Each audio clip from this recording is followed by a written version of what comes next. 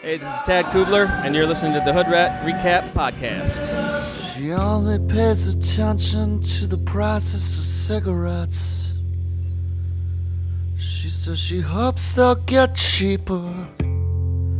She only takes the pick-me-uppers to counteract all the put-me-to-sleepers. We got bored, so we started a podcast about the best bar band in the land, man. This is the Hoodrat Recap, and we are back. We are your steady stream of the unified scene, all the news and reviews of the band that you love, we love, and apparently Harry Potter loves. We'll have to talk about that later, guys. Hello, everybody. This is Stage Right Mike on the mic, and I can talk cold steady all night. And when I like to talk cold steady heavy, I like to throw up the rat signal, and the Hood Rat Pack has assembled. And I see one time zone over. I can see the unified scene's very own King of Queens, Gasper. Gasper, how you doing today? I'm doing pretty good, Mike. But you know what? I've been trying to get people to call me Travis Kelce. Why is that, Gasper? Well, because I'm on my way to the big game, and let's face it, he's got the eye of Taylor Swift. And how's that working out for you? Not so good. Not so good at all. People keep calling me Kelsey Grammer. Oh, Jesus. I could only hope you get canceled like Frasier was back in 2004. Oh, man. And that's the sound of our third mic and our producer, Kevin is whatever. Kevin, how you doing today? I mean, I'm doing better than our listeners are after hearing that joke, but it's good to be back. It's been a while. I've been traveling a lot for work, so it's been a minute since we've had a chance to check in with the scene, so I'm glad the three of us could connect and sort of get into what's been going on. It seems like it's been a minute since we've had a chance to chat, so look forward to catching up with everybody. Yeah, man, and just to jump into what Mike said in the intro there, Daniel Radcliffe popping up as a Hold Steady fan. Can we talk about that for a second? That's pretty crazy. So now we do this whole podcast. We like to tell jokes about nobody knows who the Hold Steady is, but now they've had a song on Game of Thrones. They've been mentioned on Lost, and now apparently Harry Potter's a fan of them. That's three pretty big franchises right there. Yeah. And for all the listeners at home who may not have seen, and I only saw it because the Hold Steady sort of talked about it on their socials, I guess Daniel Radcliffe himself, Mr. Harry Potter, as well as countless other movie, Guns Akimbo and Swiss Army Man, and there's no shortage of Daniel Radcliffe pieces you should check out besides The Wizard. But apparently he was on Kelly Clarkson, and Kelly was asking him, you know, do you go out to shows and whatnot? And I guess the other guest on the couch is someone who follows somebody or whatever, and Kelly sort of lobbed it up for him to say like, oh, would you ever go see a band that many times or whatnot? And it basically turned into, I like music and a lot of the stuff that I know people don't listen to. And he name checked our very own The Hold Steady, which was very cool. And the band's social media jumped all over it. Yeah, very cool. And actually a nice segue into part of what we're going to talk about today with Massive Nights on its way. Do you think we will have a Daniel Radcliffe sighting at Massive Nights this year? And the only thing I know is your wife Heather's a big fan of what's that called down in New York, the Broadway. Mm-hmm. Yeah, Broadway. Yeah, it's actually, in fairness, that's Heather's point. She's the one who brought it up. She says he's going to be on Broadway this year, the same time as Massive Nights, so he'll be in the city. I was just going to say, I know with the scheduling of Broadway, and I think as we know, getting from Manhattan to Brooklyn will take a minute. And so since Massive Nights is Wednesday, Thursday, Friday, Saturday, like maybe he gets to the show late. I mean, he could technically go to the bar on Saturday if he's so inclined. Can he just walk out in public like that though, guys? Can he? I mean, he might be like a backstage guy type of guy. I mean, I'm sure he could. Like, look, famous people go to shows all the time. You know what I mean? They get ushered into side doors and whatnot. So it's a possibility. I mean, Kevin brings up the point, the schedule of actual Broadway. I mean, Friday and Saturday are probably not. I mean, he would be on stage for that, but maybe Wednesday or Thursday. So you're saying he could be in lane 2 right next to us in lane 3? It's quite possible. It's quite possible. I mean, which sort of brings up the point that this year's Massive Nights, the 3 Hoodrats will be together, which I'm looking forward to. Yeah, actually has not happened, all three of us in the same room, since last year's Massive Nights. And Thursday night, it'll be me, Kevin, and Mike all going to the show. And Mike, you're here for Wednesday and Thursday, right? Yes, I'm not doing all 4 nights. I got to rush back and work a Goo Goo Dolls show. So, yes, I'm the guy that's trading in the Hold Steady for the Goo Goo Dolls. I'd rather do all 4 nights, but I'm still recovering from last year. That was tough doing all 4 nights last year. Well, have no fear. I will be at all 4 nights. I will be ready to report on the whole event. Which sort of brings to the point that since you're going to go to all 4 of these nights, for those listeners at home who may not know, there's going to be an American Hoodrat in London coming up, because our very own King of Queens has booked himself a round trip ticket for the Weekenders. Yeah, man, I'm very excited. So I am going to the Weekenders this year. I'll be at everything. I have tickets for all the shows, for the sound check, for the podcast, for the pub quiz. I'm going to try my hand at the pub quiz, and hopefully I could do the podcast proud. But shout out to Hurricane Jess, who helped me navigate finding a cool hotel and understanding what's in the area, basically. Can't wait to go hang out with her and all of our UK peeps, UK Rob and everybody. Fiona, if anyone remembers back from a very early episode of Fiona Barrington, hoping to see her out there as well. So I'll be looking for all you guys out there and let you know how it went. I'm actually very excited to compare Massive Nights to the Weekenders, because that's been an ongoing thing for us. We've been asking that of a few of our guests, and we've had some mixed results, I think. But I will let you know which one is the better show, Massive Nights or Weekenders.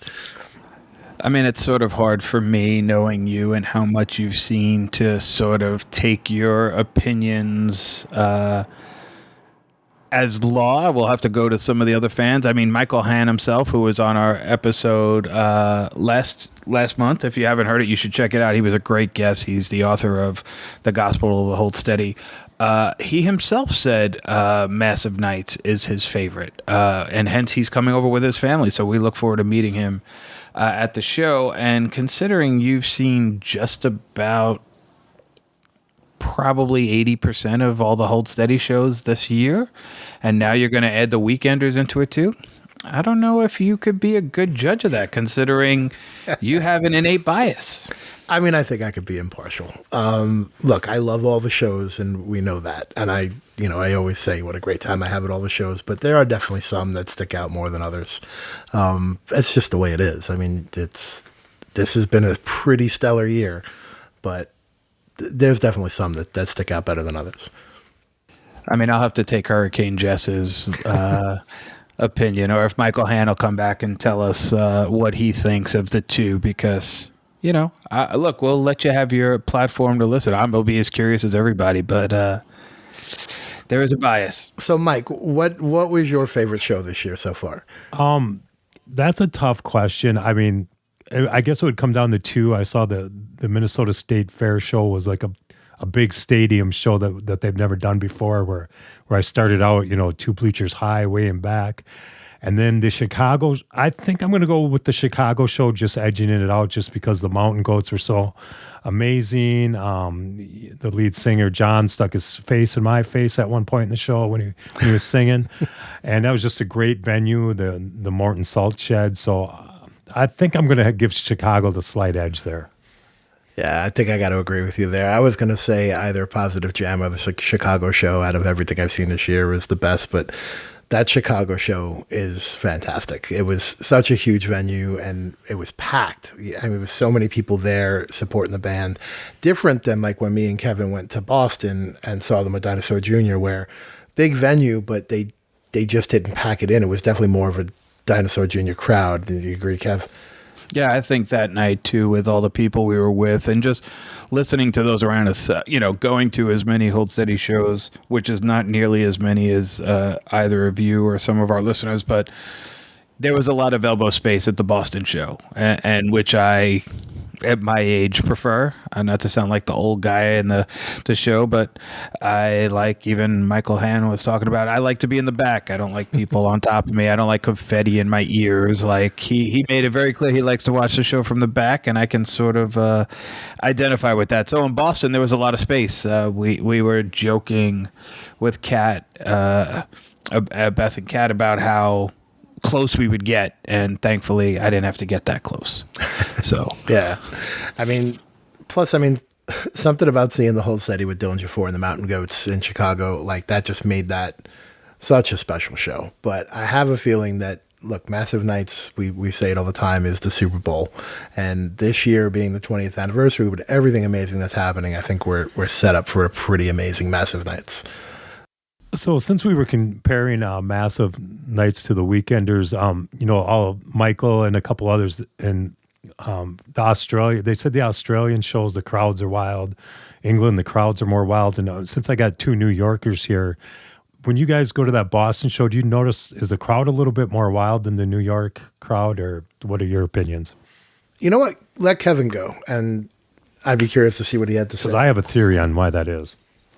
I mean, it was an interesting, it was a weekend show. It was a one night in a market type of event.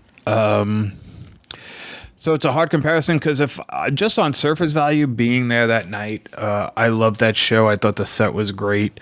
The room was really a great space. It was big, but I didn't feel that over the top fandom that you get, during a Massive Nights, or even just some of the Brooklyn gigs. I feel like those shows are treated almost like hometown affairs, and when you get the hometown crowd in any kind of event, it always plays. So it felt a lot more like the other two bands that played with the Hold Steady that night. It was Dinosaur Jr., and I can't remember the other band, which was also a local Boston band, seemed to have way more of the crowd's attention than by the time the Hold Steady came on. By the time the Hold Steady came on in Boston, it felt like the crowd was a little spent compared to other shows. And I don't know if you felt that way seeing them with the Mountain Goats and Dillinger 4 in Chicago. Well, I have a theory. I think New York crowds have a slight reserve to them, just because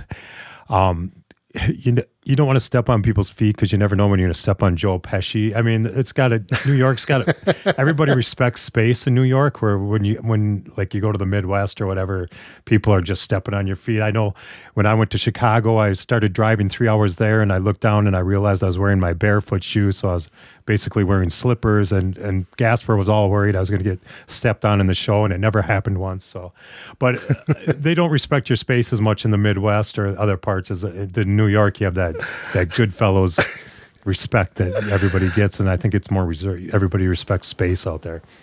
I gotta tell you, I think that's a view you may only get at a Hold Steady show. I mean, in New York, it feels like we're on top of each other, and personal space it's a commodity that's not easy to come by. That's because there's all those non-New Yorkers like me there. That's what it is. But I mean, I agree with what Kevin's saying. The Boston show, I think, in fairness, the crowd was thinner by the time Hold Steady came on, because there were a lot of people there for Dinosaur Jr., but it was still a solid crowd. It was a good show. It didn't have the energy that some of the other shows that we've seen has. Brooklyn Bowl is on a different level, though. It is a hometown show, and there is something about that just makes it a gigantic party. I'm just curious to see, because I've heard that Weekenders can rival it. Michael Hann had said that they have more energy than we do in England, so that's what I'm kind of looking to see. But we shall see. Okay, so I got some FOMO here. Gasper, you're going to the England, and I had tickets to Las Vegas, and I didn't even make it out because I had to work a Matchbox 20, or I don't even remember who it was. But anyways, I missed Vegas, but luckily we have you, the listeners. We got a couple submissions in, a couple voicemails in. But who do we have coming up first on the answer machine, Gasper?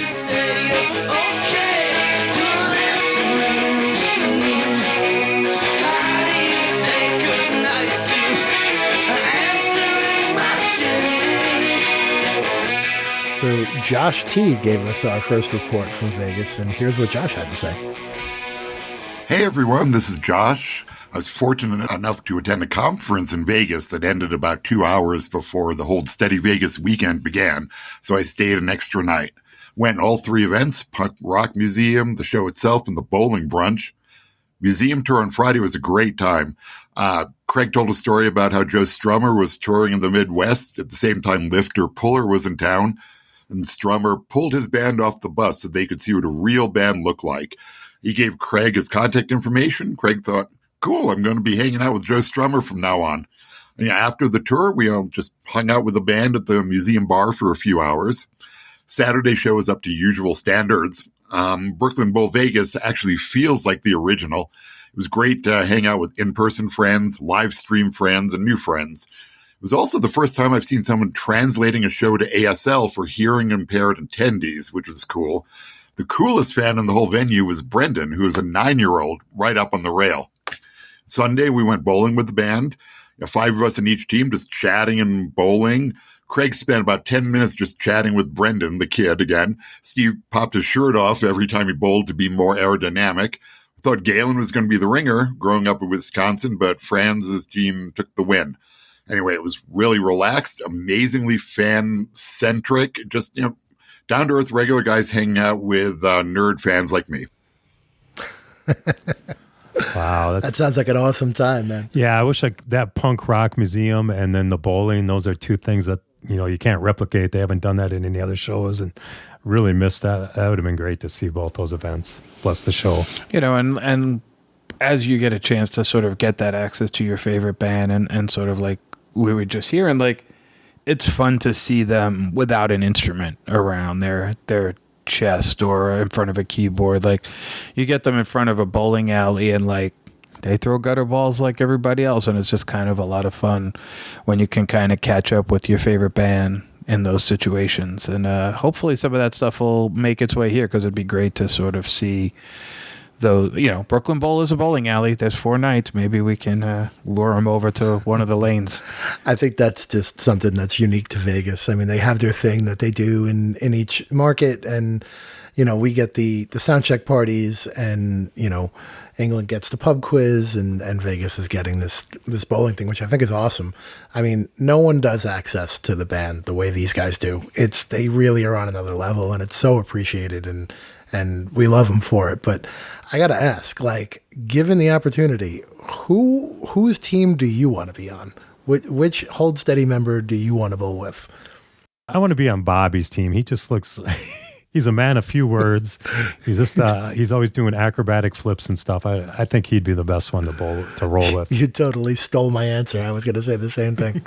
And I was going to go Galen, and I'll only say that because the bass is such a heavy instrument, and he seems like his bowling hand would be strong. I think, if I had to pick probably my least likely bowler, and nothing personal, it could be the hat, I'd have to give it to Franz. I feel like Franz would have me at a disadvantage.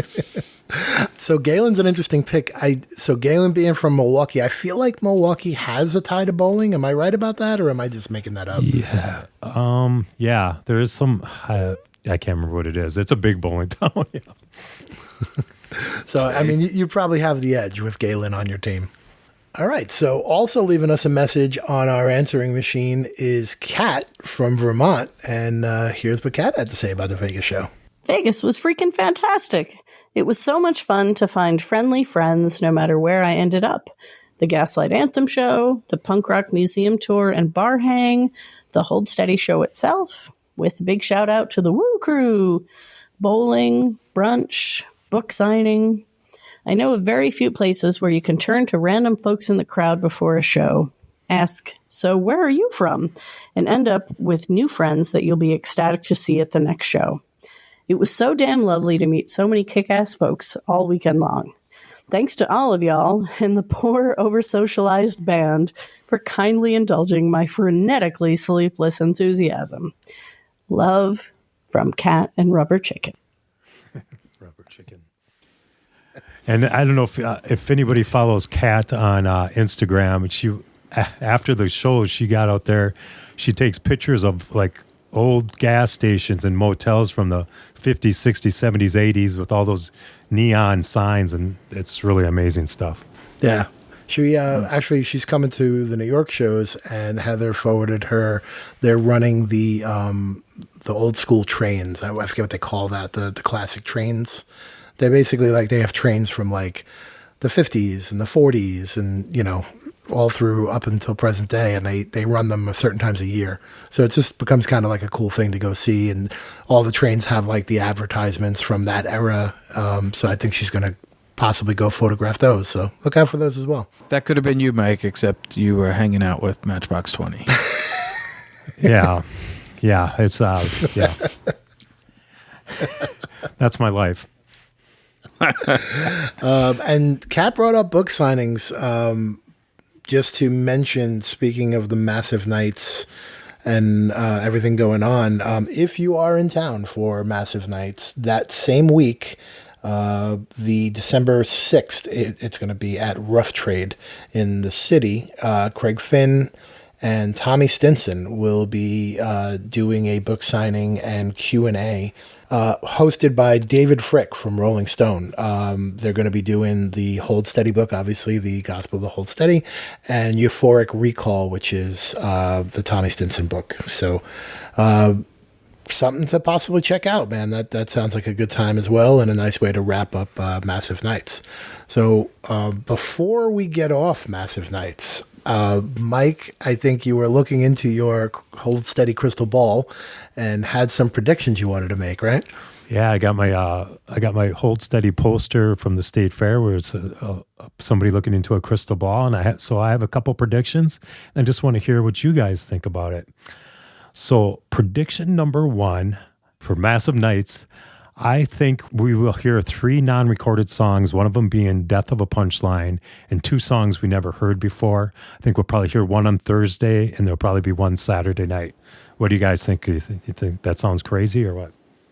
I mean, that's happened before. We've seen it with the release of the new record. We've seen it. We've actually seen it dating as far back to Thrashing Through the Passion before that was even a record. They were dropping new songs specifically for Massive Night. So that's a pretty good prediction. Do you think that's indicative of a record coming? That has to do with my next prediction. All right, let me not jump the gun. Go ahead, Kev. We do know Death of a Punchline is going to be on a record store day release, so can we still consider it a non-recorded tune since it is officially recorded and is going to be released? That's all depending on when it gets released. He said record store day, which is like literally every other week these days. Like, it is true, but I thought it was the one coming up. Don't we have a release date for that? But I could be wrong. I don't know. And there's a B-side to that too. I don't know what the B-side is. But it was something else that we knew. But yeah, I think it's a very plausible prediction. So what is your second prediction of Mike? Okay. So we all know The Price of Progress. So they told us they were going to have a new album out last year in the first quarter, and it came out March 31st, which is the last day of the first quarter. So my next prediction is we will see a new album before March 31st, but there's a caveat to it. It's not going to be so much new. I think there'll be 2 new songs on it we haven't heard before, but I think there'll be a lot of outtakes from the last 3 albums, Thrashing Through the Passion, Open Door Policy, and Price of Progress. Now there's some things working against because usually they don't do that. Usually they tag the outtakes onto like the 10-year anniversaries of the album. But I think it'll be like Craig's Perfect White Crosses or Perfect Little Crosses solo, where he put a bunch of outtakes on there with a couple studio outtakes. What do you guys think about that? Interesting. I don't see them putting out a record like that, only because I feel like that's kind of filler, and it just feels like they're kind of going full steam right now. It wouldn't seem out of the realm for them to have a record because Open Door Policy took so long to come out. So we know they're always writing. That's what I'm thinking. There'll be 2 new songs on it, and I think they could also have another all new material album come out later that same year of 2024. Okay. What do you think, Kev? Just knowing how it works and looking back, The Hold Steady 7-inch is coming out on November 24th. So Death of a Punchline at that point will be released. Mm-hmm. And the B-side is Radar and Lita is the name of the B-side. That's something we have not heard before. Yeah, so it's Death of a Punchline and Radar and Lita is the 7-inch that's coming out on the 24th. Looking then that we know Craig is going to be touring with the Mountain Goats solo, as they're doing that tour in the beginning of Q1. I feel like knowing how the band keeps their schedule and then into the Weekenders, I feel a record next year would be tough.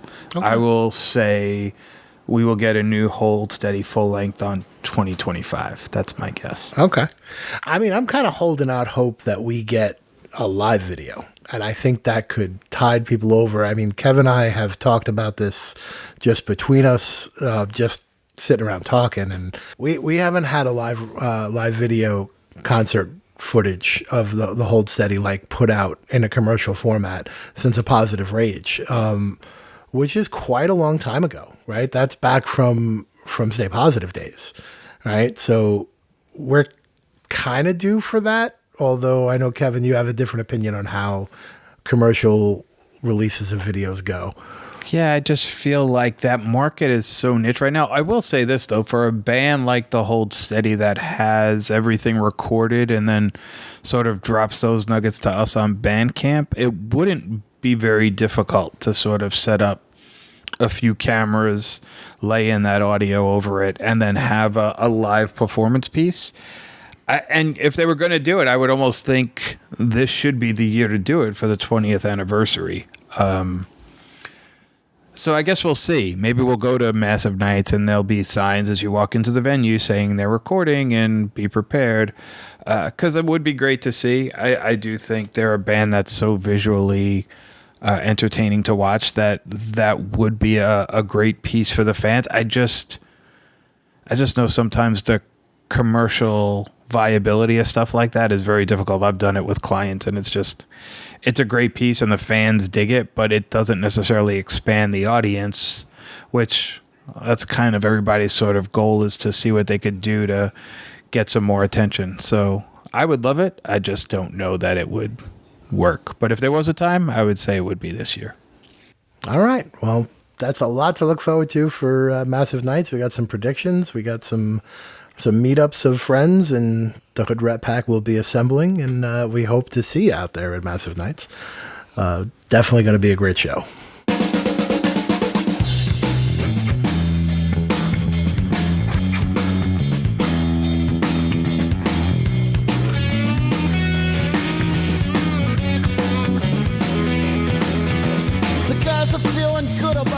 So we had a little fun doing some predictions there, guys, but we like to play games on this show. And last time we had Hurricane Jess in here at the Hoodrat Cap Studios, we got a little chance to play a little version of I said a few things that aren't necessarily true. So let's check that out. So this game's called Not Technically True. So what I'm going to do is give you a couple facts, but one of them is not technically going to be true, and you guys just have to guess which one it is, and people at home can play along with it. Two truths and a lie vibe. Yeah, that's exactly what Gasper called it. I guess I stole this game and I renamed it. I guess it's called Two Truths and a Lie. So for this first one, I was thinking, in Chicago, the Hold Steady just played with the Mountain Goats, and they just played with Dillinger 4. So I was like looking through their whole history, and I was wondering if they had played with any noticeable groups. So on this one, I'm going to have you guys have to guess who they didn't play with. And this kind of includes Lifter Polar and the Hold Steady. So anybody that they kind of played with. So for the first group, I got another group from the early 2000s, that one of the groups, the Shins. Do you guys know who the Shins are? Sure. Yeah. From the movie The Garden State? Okay. And then the second group, this gets a little wild. I got Lady Gaga. So remember, I'm making one of these up, so remember that, guys. Keep that. And for the third, I got Lizzo, who's kind of been in the news lately, not in a good way, but so I got the Shins, Lady Gaga, and Lizzo.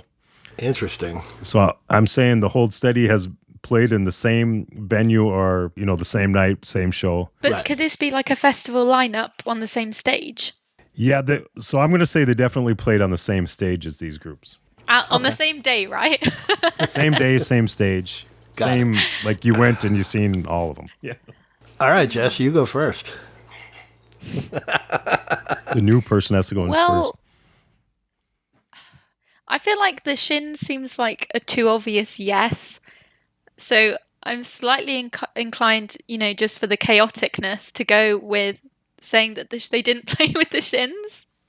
But equally, I feel like that's stupid because that's probably the one they most likely have played with. So if they played with Lizzo, that would have had to be quite recently.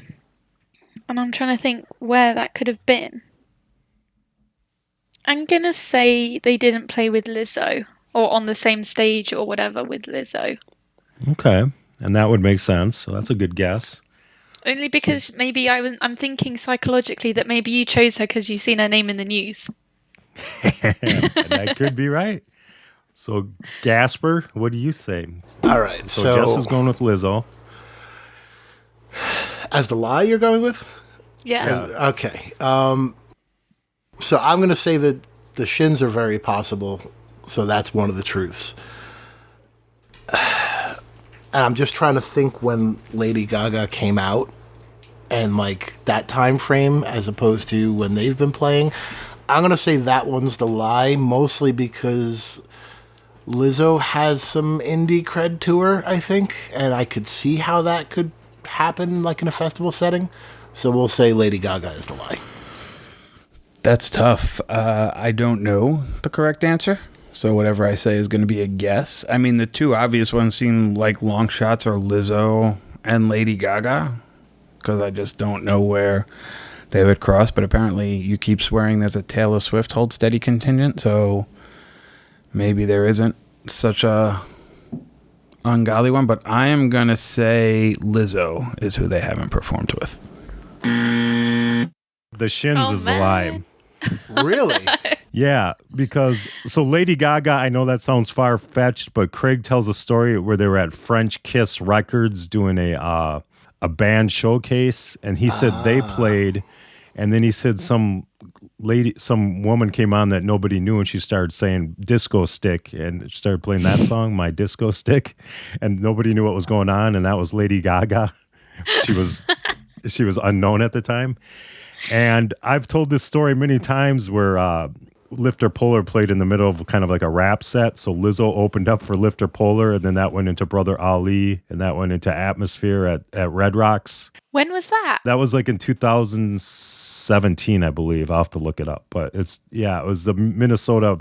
And I kind of put that one in because they're going to do the Minnesota Music on a Stick is coming up. And that one was the Minnesota Music in Red Rocks or whatever. So they were all Minnesota groups. And yeah, Lizzo opened, and what I remember about Lizzo is she said she was really nervous. She never played in an audience that big before, and we know Lizzo has a lot of confidence, so I just always remember her saying that. So yeah. That's crazy. So you guys were both wrong, and somebody could prove me wrong, but I don't think they've ever played with the Shins. I mean, they've been around for 20 years, but I couldn't find where they ever played together, yeah. All right. So now I got another one that's not technically true. I'm going to give you 3 Hold Steady songs, and these are the songs that they've played most live in their history, their 20-year history. And one of them is going to be outside the top 10, and you have to guess which one's outside the top 10. So I'm saying all 3 of these are in the top 10, and you have to guess which one I'm lying Of on, like okay? most often played songs, you're saying, right? Yeah, they're most often. Interesting. They're 10 most often played songs. Okay, you guys ready? Mm-hmm. So I'm going to say this song is definitely in their top 10, Your Little Hoodrat Friend. So that's the first choice. Okay. The second choice is You Can Make Him Like You. And then my last choice, I'm going to say Killer Parties. So one of those is not in the top 10. Got it. So should we start with Jess again? Jess, which one do you think it is? I feel like the obvious answer is You Can Make Him Like You. So I'm not going to go with that. Ooh, she's playing this game in the game here.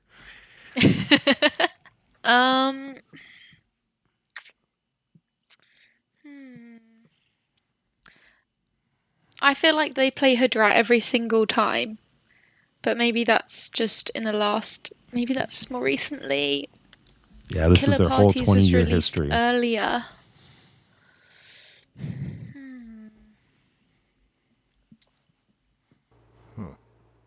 I'm just going to go with You Can Make Him Like You as the not. Just, I'm going to go with my gut, even though I think it's Okay. wrong. But let's go with that. So I feel like this is a trick question because Killer Parties has been the final song for a long time, but it was not always the final song. But there have been a lot of shows where Killer Parties has been the last song.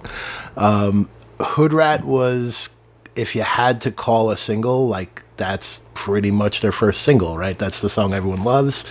That's the song we throw confetti at.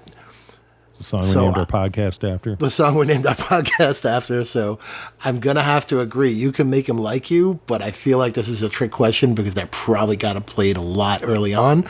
But I'm going to agree with Jess and say You Can Make Him Like You is the lie. Okay. Well, Killer Parties has to be in the top 10 because if it's not, then every show I've seen has been a lie. So I will, between Your Little Hoodrat Friend, then I'm going to go You Can Make Him Like You. I know they play it a lot. That is their number 6th most song, if you can believe it or not. So that is Wow. inside the top 10. Your Little Hoodrat Friend is number 2, just stuck between stations, is the only song that they played more than that. And I think I got this off Setlist FM, and I think they may be telling stuff that's not technically true, but they have Killer Parties all the way down at number 13 as their 13th most played song, which I don't understand how that happens. See, I would have never guessed that. But Setlist FM swears they're telling the truth there, and they have it all the way down at 13. I could see it because, like I said, it wasn't the finale for a very long time. And it's probably about halfway through their career that it just became the finale.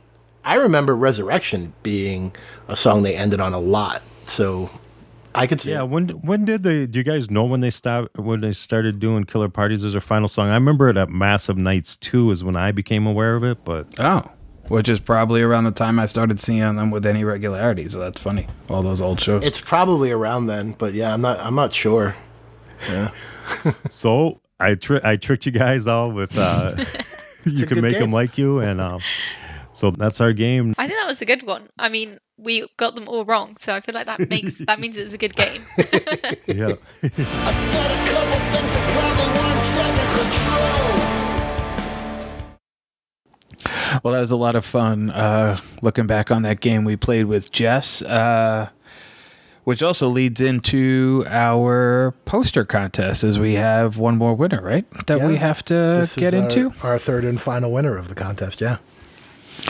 So if you haven't seen or you're just tuning in and this is your first week, welcome. But we had some incredible artwork done by Jess in the UK, and we had a game going because the poster, which you could see on our Facebook, is filled with Hold Steady Easter eggs. And we had a contest for people that found the most, and we're going to check in with our latest winner now, right? Yep, this is going to be our very own Andrew from Australia is our third poster winner. And here's Andrew's submission. Hey guys, Andrew from Australia. I'm just going to go through my list, and there's some that I've got a bit curious about.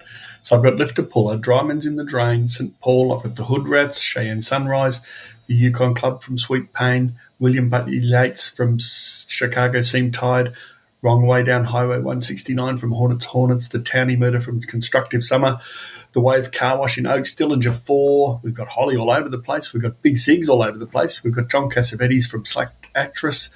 We've got Popper Pills. We've got the Bones Brigade video games, which are used Hold Steady songs. We've got the Bloody Carpet from Positive Jam. We've got $40, Poker Chips from Spices. Cincinnati, I'm not quite sure there, but probably because that's where they do some of their shows. Take Me to Your Dealer, the Feelers. Or actually, the Cincinnati Reds could be just because he loves baseball, but then it's not the Minnesota Twins, is it? What Would Judas Do? Milk Crate Mosh, the Margarita Mix. We've got the Red Pin Looks Like Denver or even Grand Junction. We've got Nicolette and 66th from Hornets. A Snake in the Shower. You can see the rattlesnake's tail and the water flowing underneath. I'm not so good on my locations, but we've maybe got the Thunderbird Lounge from Stevie Nicks. We've got Payne Avenue Quarry Shopping Centre.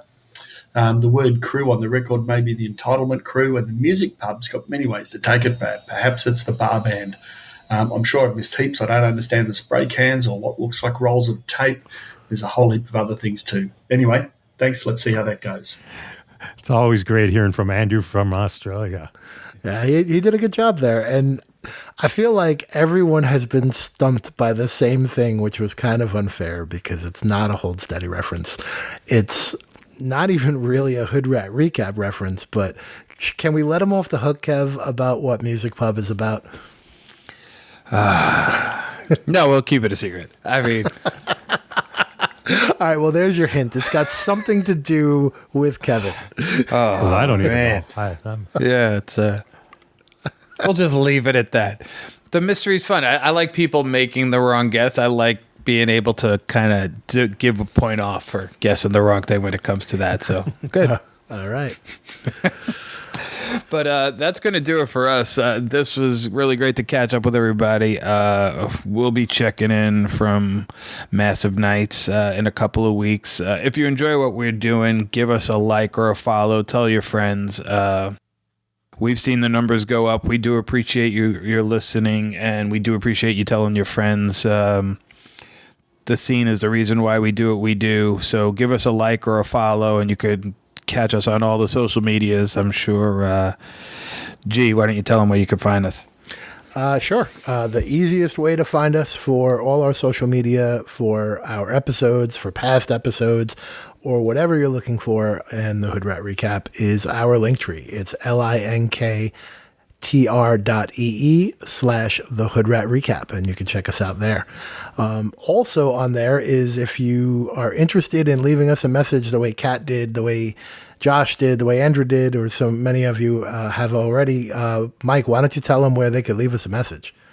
Yeah, I'm going to leave a link right in the show notes. It's SpeakPipe. You just click on it and you talk right into your phone. And if you screw it up, you can just redo it, and you can do it. You get 90 seconds. You can do it 2 or 3 times if you need more time than that. So that would be great. And I just wanted to say, this is our last show going into Massive Nights. And I wasn't going to go because I went all 4 nights last year. But then I just remembered there's probably going to be hopefully there's a memorial for Knowledge Ra, who worked the boards the last couple years there.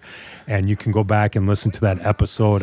Knowledge has passed away this year, unfortunately. But we had an episode with him.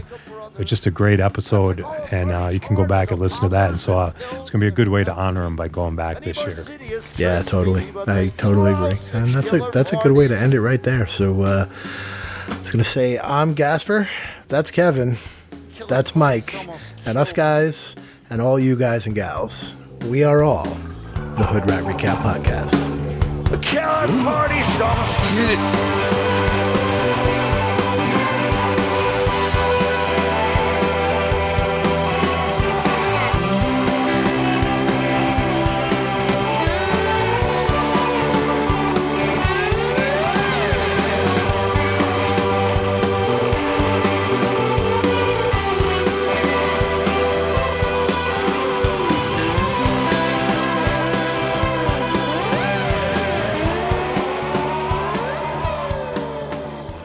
You don't want to step on people's feet because you never know when you're going to step on Joe Pesci.